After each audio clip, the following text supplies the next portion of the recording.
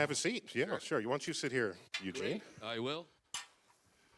I think we're your last thing of the day, right? And I asked the hosts what compels you to stay through this very last program, and I was told that there's a reception with booze immediately following, so that would be sure to keep everyone here.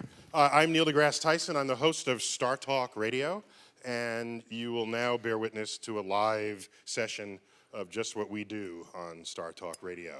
I'm an astrophysicist. My day job is with the American Museum of Natural History right up the street here on Central Park West. And I'm here with my comedian co-host. I don't take this job alone. I always grab a comedian off the street. And I've got Eugene Mirman. Eugene. Hello. I will be loud-ish. And I've got two futurists. We're going to talk about the future of science, future of technology in particular, the intersection of technology and the human body, the intersection of technology, the future, and of cities. And we're going to start with Jason Silva. Jason, welcome. Thank you so much for having me. Yeah, this guy's all over the internet gesticulating what the future should be, making you feel bad because you haven't done anything to make it happen. So I'll get back to you on that in a moment. All right. And I've got Melissa Sterry. Thanks for flying in from London. Pleasure. For this, I'd love that. Say it again. A pleasure. She's also a futurist, and she thinks about what the future of cities would be or should be. And so we have someone who's thinking about the human body, the human mind. We have someone thinking about human cultures. And I just want to sort of jump right into this, if I may. Awesome. So for part one of this StarTalk live episode, actually, we are in the Time Warner Center of New York City. This counts as the Time Warner Center. Good. Part one. So we're going into space. I do astrophysics. I'm coming at this from a space. I'm a space person. We're going into space. Many people, myself included, are disappointed that we're not sending astronauts. Mm-hmm.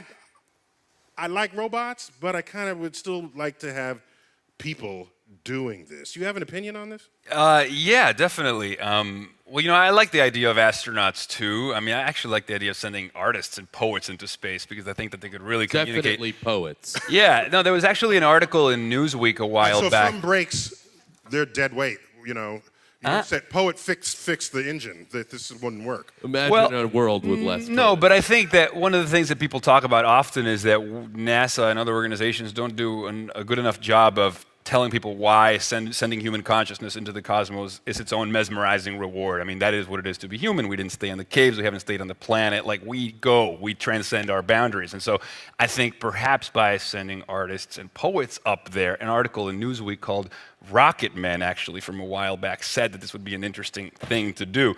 But in terms of the argument against robots, I think that a lot of people are deciding that it's maybe less expensive and easier to send these robotic crafts out there. It's not maybe less expensive. It is less expensive. Right, fair enough. And for those that think, well, we should focus on the humans, look, I think parallel. I think we could focus on humans also, but I think that we shouldn't dismiss these robots as saying that that's not like sending humans, because we outsource our cognition to these robots. The mind of man crawls Mars at the moment. I mean, we're there. There's a cognitive philosopher called Andy Clark who says that technology is like our extended phenotype, right? It's our exoskeleton. It extends our thought, reach, and vision. And so we should think of these robots the way we should think about our iPhones, as extensions of our mind. It's us, just like the termite colony is part of the termite. It's exoskeleton. I think that that's how we should look at these robots. Wow. Don't you think? Okay. No, that's good. I mean, I said wow, good, not wow, like, crazy. Right, yeah. just to make that clear. I read recently on the International Space Station, we're exploring creating sort of an internet that might work on an interplanetary scale. Yeah. And someone on the space station controlled a Lego robot in Germany while orbiting the Earth. So this is an example of what you're saying. I saw that. That was pretty cool. Yeah. So this is an example. Sure, I think so. Yeah, I mean, I think ultimately. How about this? Why? Or they played will.i.am's song in space. I thought in Mars, actually. I thought that was pretty cool. But I think that's too bad. But I mean, look. I mean, these robots, increasingly, the instruments are becoming extensions of our sensorial instruments. So we're equipping these robots with something, with eyes, with cameras. Maybe they can examine the soil. They're better than us. Yeah. And I think the article in Wired was saying it's going to be, the future space exploration is going to be more like Avatar. So they're talking about like robots that we'll be able to control with kind of like full body virtual reality systems. And why not? With the exponential growth curves of these technology, we're going to be able to create all sorts of immersive environments here on Earth that project us into. We're going to need a lot of unobtainium. That's right. Just indicated in Avatar. But my question is. Yes. The reason why we're sending robots is because it's too costly to send people. At the moment. At the moment. Yeah. All right. I think given the choice, we'd rather go ourselves. Given that it's costly, we send the robot. But can you imagine? And plus, space is supremely hostile to human biology. All right. Absolutely. You get to Mars, there's no air, and it's poisonous, and you die. So. Well, yeah. I mean, it seems impossibly complex, but so did the idea of jetliners before we invented the airplane. Wait. No, let's go. You can go further back. Columbus going to the New World. Right. Didn't have to worry, I don't think, whether the New World had air to breathe, right? Yeah. Or whether there'd be wood in trees to repair a ship that broke. Imagine Neil Armstrong, Buzz Aldrin, crash landing on the moon. So let's just rebuild all the circuit boards and relaunch ourselves. No, that's not happening. But that's the argument of those that are saying that they want to send robots. Okay, I mean, that's why they make a good point. Here's my question. Do you or some of your people, your community of futurists, is anyone thinking that you can modify human biology to not be so susceptible to the deathly forces of space? Oh, that's a very interesting question of whether we can make ourselves immune to the deathly forces of space, but certainly we're going to be tinkering with our biology. I think biology is going to be the next thing that's going to be swallowed up by information technology. When biology becomes an information technology, we master those information processes of biology, and we can reprogram basically with the canvas of life itself. This we can is upgrade. How people become evil scientists. Well, no, but I think it's actually, I think it sounds really fascinating. There's a guy called Juan Enriquez. He's a great TED speaker, but he talks about life code. And he says that when we can write with biology the way we can write with basically digital code, we have software. The difference is that this time you have software that can write its own hardware. So we can basically write instructions that manifest themselves in physical space. We can basically reprogram ourselves. Freeman Dyson says in the near future, new generation of physicist. Yeah, he says in the near future, a new generation of artists will be writing genomes with the fluency that Blake and Byron wrote verses. So when biology becomes the new instrument for the artist, what new forms of exquisite things might we create? And we're dealing with life itself, so we can turn ourselves into something post-human, much more interesting and maybe not subjugated to the same limitations that we currently have. I like that. Plus, you can use as a template all the cool things that other animals can do that we can't. Absolutely. Like grow another limb. Absolutely. I mean, all that's going to be possible. Biomimicry is going to be the next big thing. We're going to be able to model ourselves after things that work better in other species and be like, we should have that. We should have that feature. Because I remember growing up, people say, oh, the human body is this pinnacle. We're not a pinnacle of anything. No, in fact, that's probably why we've created such great technology, to extend ourselves through our instruments. That's very polite said. I just said to make up for our inadequacy. Yeah. That's how I would have worded that very same Fair enough. sentence. So what do you distinguish between, I love the metaphor with programming the genome the way Byron and Keats would assemble words to create verses. I love that reference. If that's the case, then you don't really need what we think of as technology. The prefix tech means man-made. Right. There's an element on the periodic table called technetium, which did not exist until we created it. And so wow. the first human-created element, technetium. Yeah.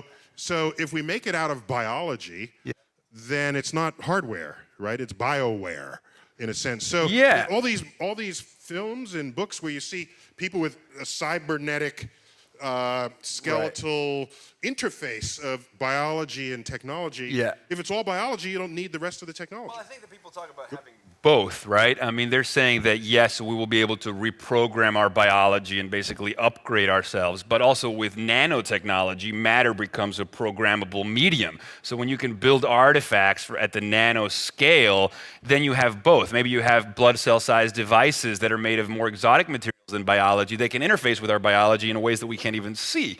So maybe we can replace 30% of our white blood cells or red blood cells with synthetic ones, and we can, stay underwater for 5 hours. I think that's the example Kurzweil uses. But there's all sorts of other exotic applications. Mr. Singularity himself. Mr. Singularity himself, First, yes. I'm pissed off that he took my word, right? Well, not my word. In astrophysicist, Yeah. that's our word, singularity. That's Yeah. what you find if you greet the center of a black hole. Yeah, right? exactly. We've had that for decades. Yeah. He comes up, decides to redefine it as some thing in the future, which we'll get to in the next segment. Yeah. But put a pin in that. Put a pin in it. Put a pin in that. Okay. Let me ask you, Melissa, do you see human organized places, communities, towns, cities being touched by this thinking? Yeah, I mean, absolutely. I think it's all about connectivity. And one of the things I do is look at biomimicry and looking at the way that ecosystems respond to natural disasters. And the connections between them are really at the nano scale, and they are so myriad in number that... Use the word biomimicry. Yeah. That's new. That should not exist. Just means bionics, basically. It's just mimicking is bionics. nature. I don't even know what that means. Bionics is literally looking at nature and stealing great ideas from it. So what you were saying about copying species that can do stuff better than us, that's all it is. Do you have a word for it? Okay. It's got a whole load of words. This is a science thing, isn't it? Okay. Just to confuse people. Okay, so biomimicry means you're using the palette of the tree of life as a source of ideas. Yeah, it's your database. Like Velcro came from some plant. Absolutely, and if we were thinking about how we might apply this to exploring space, we're talking, we've found possible planets that are maybe bigger than Earth. If you think about inhabiting those, the gravitational force would make walking and running a very different experience. And things would sag even more than they do here on Earth. Yes. Sadly so. And you would have to, either if you didn't engineer the human, you'd have to create an exoskeleton to respond to that. And maybe, one of the places you might look at for an answer to that would be at the bottom of the oceans, where the pressure forces are extreme, and looking at how you get what appear to be very delicate creatures in these incredibly hostile environments. Okay, so there's still a lot to be learned. Absolutely, yeah. But it's interesting, a lot of this biomimicry actually happens inadvertently. Like, there was an interesting thing that came out recently talking about how when forager ants hunt for food, the patterns in which they do that mirrors the TCP/IP protocols that govern information flow on the internet, or that the information... Wait. Yeah. Say that again. That basically the way TCP/IP protocols work to send information, this smart engineered way that we figured out how to send data on the web, mirrors the way forager ants hunt for food. Like, they share the same patterns. If you map it out, like, it works the same way, which is really interesting. Or how the information sharing systems that comprise the internet look exactly like neurons in the brain. Yeah, or but like the ants have Netflix. You see that? They don't have. No, but it's interesting. These man-made things that we call man-made, like non-natural, when they work really well, they tend to mirror these patterns from natural systems, which I think goes to the bigger picture, is that anything that we're of nature, and anything we make is just an extension of nature too. It's all made of atoms, and it's all, if you take the long view and you look at Earth as a single system, everything that we call synthetic or man-made is just evolution. It's just nature unfolding in another way. It's part of the continuum. Kevin Kelly calls it the technium, the sort of man-made extension of our nature, but it's still nature. We'll get back to that in a moment. Let's go on to a part two, what I'd call, for StarTalk. This notion... The notion that computers are getting so fast, which we know, Moore's law, right? They're doubling in speed and capacity every 18 months or so, whatever is the prevailing time unit. Yeah. That at some point, two things are going to converge. What are those things? Well, here's the interesting thing about the exponential growth curves of Moore's law that most people don't understand. We have a brain that evolved in a world that was linear and local, but the world now is global and exponential. And the famous example that Kurzweil likes to give, because he explains this stuff all the time, is if you take 30 linear steps, you go 1, 2, 3, 4, 5, 30 steps later, you're at 30. You same those same amount of steps exponentially, it would go 2, 4, 8, 16. By the 30th step, you're at 1 billion. That's why your smartphone today is 1 million times cheaper, 1 million times smaller, and 1,000 times more powerful than a $60 million supercomputer that was half a building in size 40 years ago. So when you take that 25 years into the future, what do you have? You have basically computers disappearing from the visible space. I mean, we're going to have molecular-sized devices inside of us, augmenting us. You have people Or robots eating people. Robots eating people. I mean, no, but What are the basically chances of that? What do you say, 40, of 60? robots eating people. In Yeah, well, 30, see- 50, 70 years? Is there fear? Is there an apocalyptic fear factor? Look, you describe it like there's nothing to fear. Like 'cause we're I don't think it 3 is. months away from Spider-Man. yeah, it's interesting though because I think that mostly it comes down to this idea. We keep talking about the robots as them, but that's us. These are going to be We are the extensions. robots that will eat ourselves.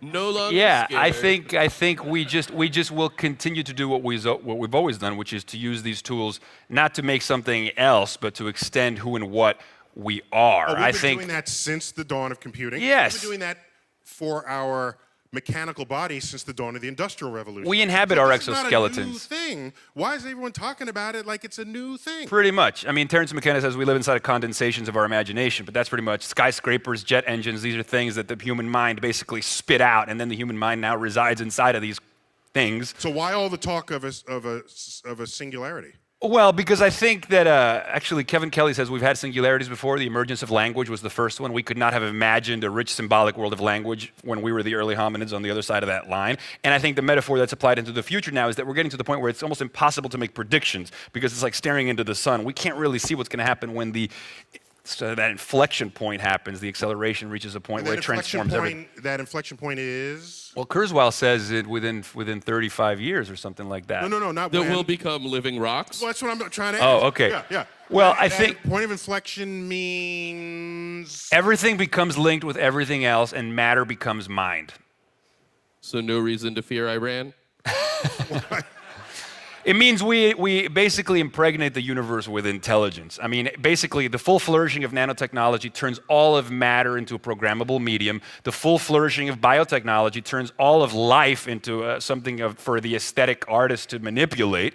And then artificial intelligence means non-biological intelligence that's smarter than we are and that can upgrade itself ad infinitum. And so all these theories. Last I saw, who's the dude who played the Jeopardy? Watson.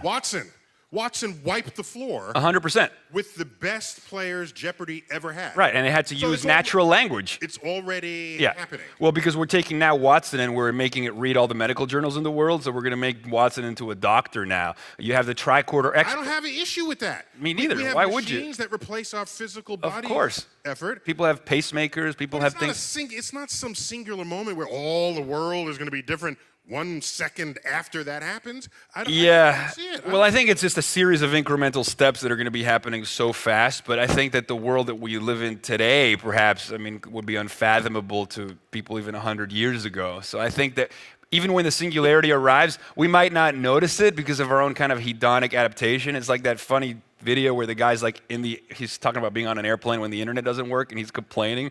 And he's like, dude, you're flying through the sky connected to the internet, and you're complaining when the signal drops. That's how you know you're in the future, right? Yeah, well, I think it probably is always going to be Flying through the sky at 500 miles an hour. Right. Within a machine with 1 million moving Yeah. parts. At 31,000 feet. Right. With computers on it that know how to get to this other continent and land you 100 in a years little. ago, we were convinced it would be blimps, and now we realize they're, of course, planes. Yeah. We were way off. Yeah. All right, so Melissa, tell me about transportation. That's been influenced greatly by technology, of course, right? From horse-drawn buggies to the automobile to the airplanes. But I can't help but be a little disappointed that planes today are not faster than planes were in the 1960s. I'm not getting anywhere faster than we don't have the flying cars. Who still wants the flying? Thank you. We still want the flying cars. Yeah. I blame you. Fair enough. I think the problem is that, it's going back to the light and the dark. There are always different forces at work. And if we're looking at, why things occur, sorry, sounding like something from Star. Yeah, from Star Wars here. But, when it comes to technology, we're seeing essentially our world split in two because there are those who are embracing it and running with it, and there are those that are very resistant to it. So I think we'll see quite a mixed picture. I think that we're at the point now where advances in transportation are definitely on the edge, and they will happen in some of the most ambitious smart city projects, and the kind of things that will facilitate them will be smart data. And I'm not just talking about information flowing from your smartphones, but I'm referring to projects like Planet Valley in Portugal, where there'll be 100 million sensors across that smart city that will be able to track everything from what's going on with the environment, with the wind direction, with the temperature, to where people are, where stuff needs to be going on. And that can inform innovation in transportation that's not necessarily really radical in terms of the vehicle itself, but in terms of the organization of the vehicle. And I think that is replicated across all the spaces where we're seeing huge advancements. Meaning cars will know where to park or... Yeah, I mean, think of how much time you waste trying to work out which route, where to park, should you go on this kind of transportation or that. Yeah. If you can get that information straight away. Yeah. The amount of time humanity wastes on free will, I don't know. I know. How efficient we could all be. Well, I don't know about free will, Yeah. but the amount of times we spend on the banal, Yeah. Yeah. But you've touched on Deciding an where to important park. I point. would like to park, Yeah. but I would like to still have free will. I don't know where. need some banal every now and then. I mean, Yeah. just so you know, all of life can't be not banal. Well, but I mean, if we can just free up our mental faculties to machines so that we can have more space to be contemplative and dream about what might I've already be. done that. My computer calculates pi for me. That's I great. have to memorize the digits. That's good. And Einstein had famously said, don't memorize anything that you can just look up. Right, but back in the day when we invented writing, people of the day used to You sound say like that... you were there, back in the day. When we... No, I have actually read some accounts. I think it was actually Socrates. I might be wrong about that. He used to say that writing, the technology of writing, was bad because if we wrote things down, we wouldn't remember things. It would atrophy our brain. So there's always been this fear of basically outsourcing certain faculties to a technology, whether it's writing or something else. But in the end, I think it frees us up to do something far greater. I think we get to free up space to probe what Stephen Johnson calls the adjacent possible, which is kind of this shadow future that hovers on the present state of things. It's a map of all the ways. My favorite example of that was all the fear that when technology influenced the assembly line, the productivity of assembly line, society would be so productive you'd only have to work 2 days a week. Yeah, exactly. We'll find something else to put our times with. We always will. That's all you had to do was Yeah. what was being done Yeah. at the time. I save hours every day not having to do long division anymore. There you go. There you go. Let's go to part 3 here. I want to go land squarely in the city of the future. So in this part 3, StarTalk Radio. So Melissa, I'm old enough to remember, because I feel the age now. I'm old enough to remember you didn't go more than a week or two before the weekly magazines would extol the virtues of the city of tomorrow, the homes of tomorrow, transportation of tomorrow, the kitchen of tomorrow. Everything was about tomorrow. We were coincidentally en route to the moon when that was happening. The World's Fair, Flushing Meadow, Queens did not create the 1960s. The 1960s created that World's Fair. So what happened to all the cities of tomorrow, and how can we not make that mistake again? Because you professionally are trying to create the city of tomorrow.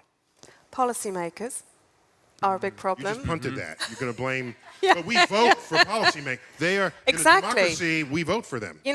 It's a lack of ambition. I mean, one thing I notice in the world of science is in your area, no idea can be big enough. The bigger, the better. Right. It could be at a cosmic scale.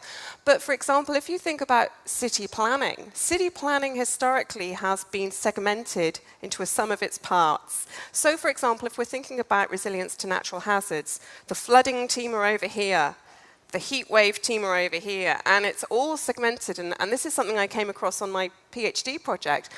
Just a quick point. I think you have more heat wave teams in London than we have here, because here we have air conditioning. Yeah. Okay. Yeah. So we have heat wave solution. Yeah. Yeah, we have heat waves. A fan inside each of our homes. Exactly. Keeps us cold. Yeah, you don't have to worry No, about that but one. you make a good point. There are these Yeah. sort of crack teams that are specific Yeah. to tasks. And even researchers are told, I was told you can't look at a city that is resilient to this myriad of different natural hazard events, because that, in the PhD process, it's all about taking it down to the finite detail. And I'd argue that actually you need It's to go... reductionist. Productionist. It's a productionist. But if you look at, for example, a forest, think about how a forest responds to the seasons. Spring, it's budding, it's gearing up to regrow. Summer, it peaks. Autumn, it's losing its leaves. Do you know what I mean? The whole season, the whole year is a series of changes. That's a forest. You know, if we look at a city, well, how does your city really change to the seasons? The changes have been very superficial, but we now have the technology. We have smart materials. We have adaptive structures. We have entire, buildings that can move, and we have the sensors, the information systems to inform those processes. The sky is the limit. Okay, so that just means when the next disaster comes, you just know more about how you die, right? I mean, it's not preventing the next disaster. Isn't that, at the end, that's what you want to do? It's where you set your level of ambition. You know, you could say, well, we're happy with what we've got. It's like looking at a car and saying, well, I'm happy that it can reach this maximum speed and it's safety to this degree, Or you can say, that's not good enough. You can have that ambition to make it faster, to make it safer. We've tended to accept that our cities are as they are. Yeah. They don't have to be this way. Yeah, but part of why they are as they are is because its own citizenry created it out of their own energies. It's why you have a community here that's different from a community there. This is older, this is younger, this is hipper, this is more educated, and that's the personality, that's the organic growth of a city. Some of the most failed cities that I've read about are the planned ones. We are the city planners, yeah. We will plan this city. No, you're not. Yeah. But that's the irony. I mean, in nature, things are bottom up. So in nature, you don't have this kind of top-down. For example, if you think about Masdar City reminds me of the Dome City in Logan's Run, because everything is so organized and planned, and then the citizens rebel. Obviously, they don't want to die at 30, but, it's the whole structure of the place. And that's why I think a Masdar City, absolutely, it's like the ghetto of the future. But as long as you allow people to participate in this process of adaptation, to create, if you like, the seasonality, whether or not that is the resilience to natural hazards or that's the cultural activities that are going on. For example, think about, today we see billboards that use whatever LEDs. It's all very static. You've got layers and layers of materials. Imagine smart materials that organize themselves at a molecular level to restructure themselves to have ads inside our minds. Have ads inside your mind. Google Glass. You've got to monetize it'll be right in front of your eyes. Sounds awesome. You guys writing this down? No, but that's a very interesting point that you made about the planned cities that didn't work out, because the best cities seem to have a kind of self-organizing property to them. And I think Jeffrey West from the Santa Fe Institute talks about how cities are really like organisms. They exhibit like metabolic properties, And I think that's fascinating because it goes back to the whole idea about like the man-made as just another manifestation of nature. And cities are us, and they're an extension of us, and they create spaces in which ideas can flourish. And the best cities are just they tend to follow those patterns, those metabolic patterns. I think that's fascinating. What I thought was cool in my own life, in the city, you can't get farther away from organic produce than living in a city. And I realized that people who grow organic produce also know this, so they just bring it to me.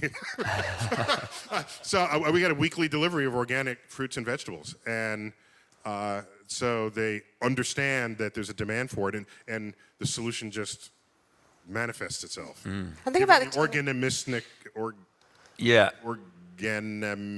something like that. There's a self-organizing quality to it. Actually, Stephen Johnson's new book, Future Perfect, is all about how this property of self-organization, he calls it peer networks, he says, is leading into a new generation of peer progressives that are not Republican and they're not Democrats, but they're people who understand the power of peer networks that can be leveraged to create solutions to some of the greatest problems in the world. And he's applying it a lot to like the future of policy and the future of how we run cities and city-states. Yeah, but Melissa, if you look at any city, take New York. Not that it's an average city, but it's certainly an interesting city. They're buildings built 100 years ago and buildings built yesterday. And so how do you say, let's put all smart materials everywhere? You can't rebuild everything. No, you can adapt the structure, though. I mean, you could have smart coatings on buildings that, for example, were in the same way that a species would change color, would change color in response to the environmental conditions, so they absorbed or they Temperature? yeah, so they adapted their environment, they mitigated the heat island You could turn effect. invisible and hide from a hurricane. Hopefully. Perfect. Yeah, I mean, and also the great thing about the moment is that there are experiments in cities going on all over the world, and those are very much taking the character of those nations. And the most interesting things are happening where there's space for experimentation, in the developing world, in Brazil, in China. And so I think It's being born anew in those. yeah. Right. And you've got kids that are, experimenting, and they are hacking technology, and it's, necessity is the mother of invention, where people need to do this stuff. They're really doing it. And I think we'll see more of that culture in the developed world, in places like New York City, and particularly if you get to a point when, hey, insurance aren't going to cover the natural hazard, damage that was done by this hurricane or that drought. When you get to the point where no one's going to, sort you out, and you yourself have got to create that solution, wow, that's an amazingly creative moment. I was disturbed and fascinated simultaneously by the fact that in the 20th century, the most modern cities in the century were those that were completely bombed out in the Second World War and had to be rebuilt from the bottom up.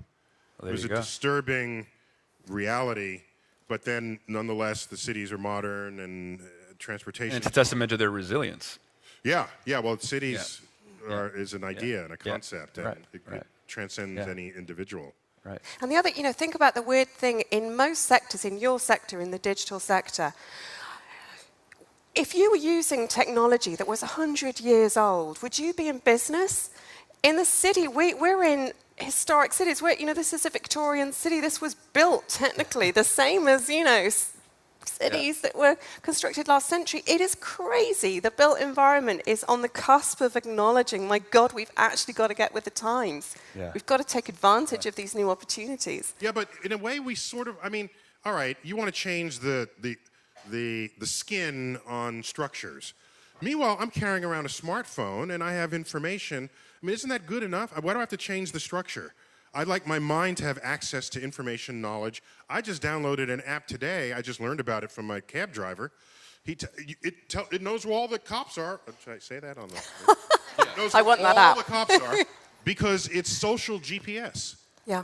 where everyone is a participant in the GPS information universe. So because you never see a cop who's got the radar gun until you're right upon them. But so if you're right upon them and you didn't get the ticket, you press where you are on the map, because that's where the arrow is at that moment. Bada bing, that everyone else now knows where that cop is. And that's awesome. We could run moonshot. And so when I think of what is transforming my life, I'm not thinking about the Running from the cops. I'm not thinking about the exosurface of the apartment building in which I live. I'm thinking about other things. Absolutely, it's a personalized thing. You're thinking about that, someone else will be thinking about something else. The important thing is that these new innovations are not intrusive, they're subtle. Think about when the computer was developed decades ago. It was massive, it was huge. I remember growing up watching Knight Rider and that genre of sci-fi, and everything was huge. And can I add another point to that? In that benchmark film, 2001, A Space Odyssey, that was the future. Okay, it's 11 years ago. That future, no one imagined distributed computing. Yep. Because HAL was the mainframe. Mm-hmm. That was the computer. And the more powerful computer was the bigger computer in the center of the ship. And so there was some unrealized futures, even for something that was that visionary. Absolutely. Futurism isn't an exact art, but it's one of those things that you have to have in order to experiment. It's like science. You have to have the extremes. You have to say, well, what is the furthest we can go? And a backhanded compliment I had last year. I wrote a feature about the bionic city and about how it would be seasonal and it would shapeshift and it would change color and all the rest of it. And I had a really angry letter. It was angry person writing a response to this in a magazine.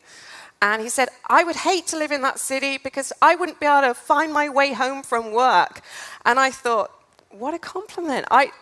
even if you use the most radical technologies of the moment, you couldn't have a city that morphed so much that you couldn't actually find a benchmark.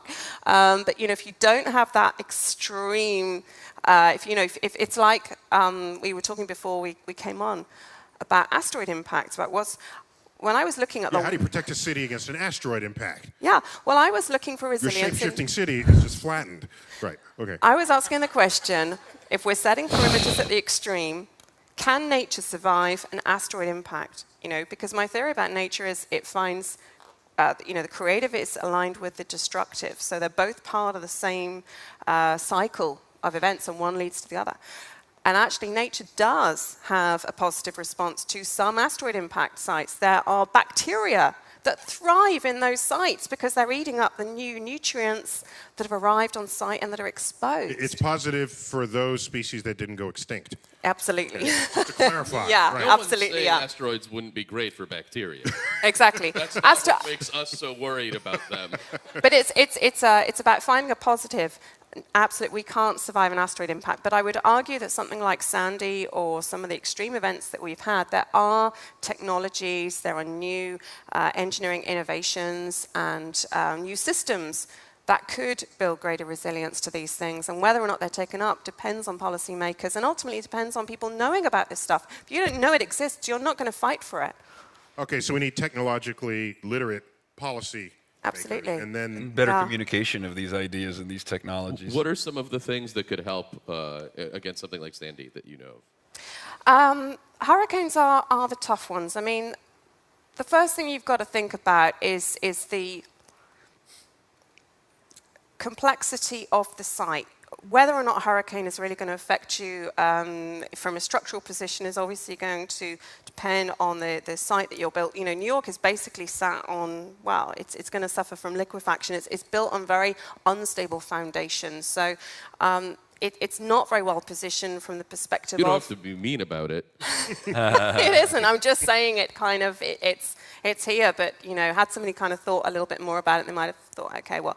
But some of the resilience we could possibly bring in, obviously looking at the way that nature builds resilience, you could, for example, to stop the storm surges, you could put barriers which are not the kind of classic levees, but where you created a more graduated system that would help prevent that, which is obviously one of really your biggest problem, is it, the storm surge. You could also look, for example, we haven't really, when we're engineering buildings, we haven't really thought too much about extreme storm systems. We've tended to build stuff that is, just full frontal to whatever wind systems are there. We can plan cities that are intelligently interacting with the wind so that, think about, okay, from what direction will the wind, help cool the city? How could we break up the kinetic impact of wind? Exactly the same with tsunamis. That's really interesting. So when skyscrapers are designed, they're not designed to wind deal engineering with is part of it, but No, not the at swaying extremes. stuff. Yeah, the swaying stuff, but not at the extreme level. And part of that is because of this assumption that insurance will pick up the tab. And that's why when you look at Tornado Alley, I mean, these buildings... I got an issue with everything you just said, if I may. I have an issue. And it reminds me of, there was a day in New York, you look at some old photos of New York from a century ago, people say, oh, look how quaint that is with the horse-drawn carriage and the cobblestone. Oh, I wish I was back in that time. I don't wish I was back in that time, first of all, for many reasons. But leading the list, I would say, is the street smelled like horse manure. Oh, yeah. There were flies everywhere. Can we remember this, please? The streets were dusty. That's why people wore spats to prevent dust from getting on your laces. There's aspects of that world I don't want any part of, okay? Let alone whose servant I would have been. So there was a big issue about how to make the streets healthier or less offensive than they were, because all these flies are a health concern. All right? So they talk about things you can put in the horse feed to prevent the flies from wanting to reproduce in the horse. There was a whole conversation about this. And so what solved the problem? Cars. All right? That was the solution to that problem. There was another one. There were theories about the maximum number of people you could possibly have live per acre because of the communicable diseases that would run through it like wildfire, and you wouldn't be able to stop it. So there was a limit, a health limit that was posted. And no one thought about, like, antibiotics, okay? So here you are trying to have a city survive a hurricane, and I'm saying if we're going to think about the future, let's bring out the top folks and say, let's prevent the hurricane. Geoengineering. Yeah. Stuart Brand talks about that. Geoengineering. A monster that eats wind. Yeah. Just one solution. Let's do that to our final section here, part 4, future of the Earth. Are we still running away from storms, buying toilet paper and water, or can we? I want the day to come where I don't need you to help. That doesn't mean I don't love you or anything. I'm just saying I don't want you to have to tell me how to survive a storm. It's like the medical community today. They're living with AIDS, with cancer. When I grew up, we cured that stuff. Right. All right. Right. Now it's living with it. Yeah. No, give me the cure and let's go on to the next problem. I think that the full flourishing of nanotechnology could potentially be the most... Here, when you grew up, did anyone have to live with anything? There was a cure? It's because people died a lot. Yes. I mean, I'm not saying I remember the 50s, but I think a lot of people used to die all the time. That's why they couldn't live with it. They died. All right. That's true.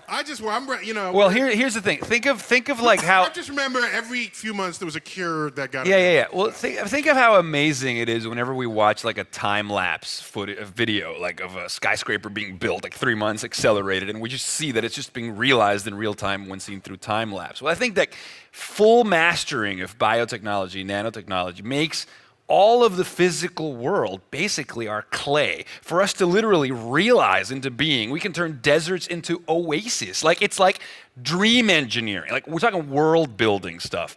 And the full flourishing of that, I mean, you read about nanotechnology, it blows your mind.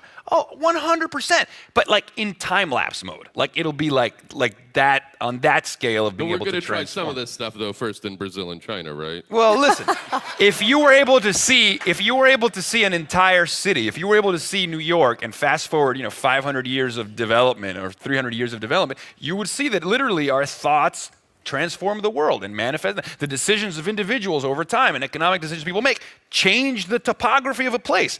We change the topography of a place more than geology does. And if we could fast forward that, it would be like... Manhattan, I think, used to be a mountainous place. And now we left a few mountains in just for scenery. Yeah. Otherwise, it's our island. We can terraform. We talk about terraforming other planets. We can terraform our own planet. In Manhattan, we say, this is really expensive real estate. Let's add some more. So just landfill, put in another building. I mean, look at the Palm Islands in Dubai. I mean, that's just astonishing. When you look at that from the sky. I mean, so is this the future of the Earth? And might there be unintended consequences? We're facing now climate change. Yeah. That is... There's always going to be unintended consequences. The man that discovered fire was probably burnt at the stake by his neighbor. So technology extends our sphere of possibility. It can extend it in positive ways and negative ways, and there can be unintended consequences. But you look at it as a single system. It's a self-remedying system. Until it doesn't. And then if it doesn't, then we would die out. So it's not in our interest. It's not in evolution's interest for that to happen. So it's like if evolution becomes self-aware, that might be a little arrogant, but if we can take control over our evolutionary destiny, then we can sort of remedy the consequences that we didn't choose, right? Like global warming. Okay, this is not good. Fix it after the fact. Or see it coming before it's too much of a problem and address it. So what then of the forest analog, which I thought was so beautifully conveyed, where things are imbalanced over the billion years that it took to figure out what balance was, it's in balance. And everything we do that trips up what nature wanted to do on its own is going to have some Rubik Cube effect down the line, and maybe it'll get ahead of us. Why else is it, this is not the reason for it, but it's still interesting, I think, that every science fiction novel I've ever read that reached for the latest discovery of technology portrayed a dystopic future. Because that makes a better story. I think that's what I think. But I think that the fact that we're still here, I think Matt Ridley wrote a great book called The Rational Optimist, and he did a TED Talk called When Ideas Have Sex. And he basically talks about the last 100 years of progress and all the ways in which the world is getting better through all these incremental increases. But that stuff doesn't make the news. What makes the news is if it bleeds, it leads. And we have these brains that overactive amygdalas looking for danger, because that's what we've inherited as a way to survive. Star Trek's positive. You know, you have Stephen. No, you have he's serious. But no, it's Not true. to you have ruin everything. Steven Pinker, The Myth of Violence. The chances of a man dying at the hands of another man today are the lowest than they've ever been. You know, we have increased the population of the world, but the percentage of people living in poverty has actually gotten smaller. I mean, there's all of these ways in which we have improved the world, but it's not given that spin in the news because it's just not what we pay attention to. How long till elevators are alive? Just a ballpark. I don't know. I think the important role of science fiction is bringing humility, because it's very easy for us to get above ourselves and to think we've figured it all out. But actually now we do have the tools through the massive sensors, through the interdisciplinary approach we're now able to take in science, to bring the earth sciences together on a global scale to really understand what's going on. And when we really understand what's going on, we can see those cycles, we can see those pattern of events. We can understand, for example, we used to think that when a natural disaster happened at a natural virgin site, the best thing to do was to go in and apply all these ideas we had. We did it in Britain, you were doing it here. Now we've actually started to really study and understand that ecosystems have their own repairing strategies. They're better at it than we are, and it's hardly surprising. They've been doing it for billions of years. And I think now, you know, people get a bit scared about geoengineering, and they think, oh my God, we're going to, you know, be designing the weather and it's all really scary. It could be very subtle. It could be stuff that actually, you know, is pretty incremental. It's not big stuff. As you say, it's step changes. But absolutely, you know, the subject of fear of technology that you were talking about, I mean, Future World, is a great movie to watch, 1976 film, where the idea is that artificial intelligence susses out that humans are a threat to the planet, so it decides it's going to kill off our leaders and replace us with clones, and those clones are going to direct us, and totally over the top as you find So in far, I'm science fiction. sold. Yeah, we should be scared about unintended consequences, but you know what? If you don't get the good guys doing it, the bad guys are going to do it anyway, so... Of course. So we got to wrap up here. Just if we have enlightened policymakers, and if money flows in all the ways it needs to technologically, how long into the future before we have the city of the future that you imagine?